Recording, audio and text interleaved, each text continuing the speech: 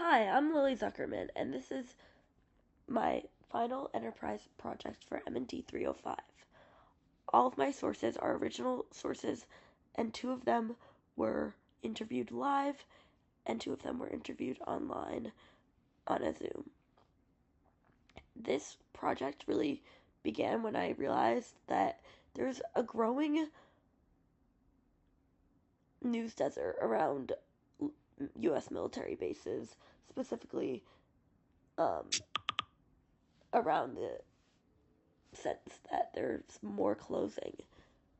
But the loss of these local news outlets around the country has also caused people like Thomas Brennan to create organizations like the War Horse that focus their reporting just solely on the military and military personnel.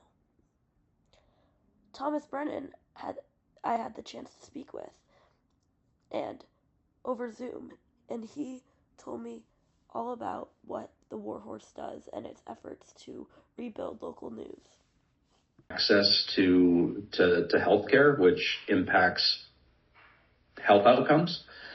So, but then you also have the very good stories where I wrote a lot about Military Order of the Purple Heart, or nonprofits called Semper Fi Fund or Hope for the Warriors that do.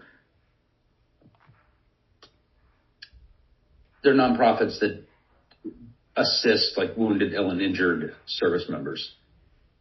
And they would host events, and they would do like community outreach. Mm-hmm. They would support food pantries, X, Y, Z, all these different things. And those are also stories that you lose out on and those are, it's not just about what happens on base. It's about the families. It's about the veterans out in the community. It's about how that intersects with the local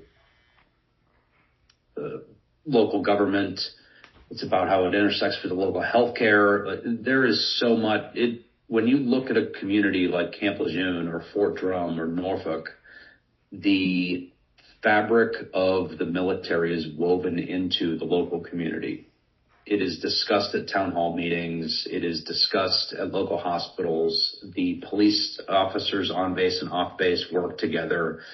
The justice system on base and off base is often intertwined with people who are, involved in those different systems. So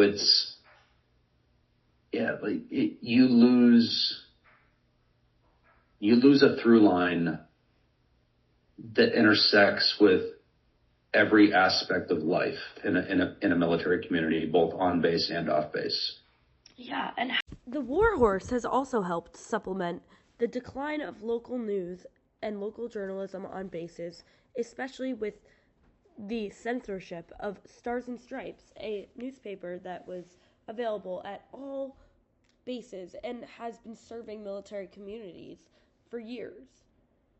However, in January and in March, the Pentagon sent out several statements censoring Stars and Stripes, therefore restricting its content.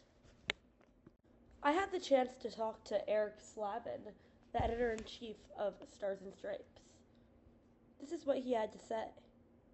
Well, there are very few outlets left that can do the kind of reporting that we do. As I talked to you before, nobody's going to cover that, those small granular things about childcare on a base in the same way that we can, because we have reporters whose kids are in those schools on base.